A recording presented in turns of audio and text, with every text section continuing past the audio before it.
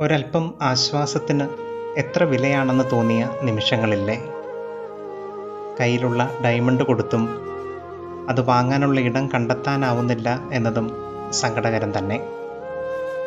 ആശ്വാസത്തിനായി നാം കേൾക്കുന്ന ഉപദേശങ്ങൾക്കും മോട്ടിവേഷൻ ടോക്കുകൾക്കും ഒന്നും ഒരു ലഹരിയില്ലാത്തതുപോലെ. ഒരുപക്ഷെ ആശ്വാസത്തിനെന്ന് കരുതി ഇന്നുവരെ മനുഷ്യൻ ഭൂമിയിൽ കണ്ടെത്തിയിട്ടുള്ളതിനെല്ലാം ചില പരിമിതികളുടെ കുപ്പായമുണ്ട്.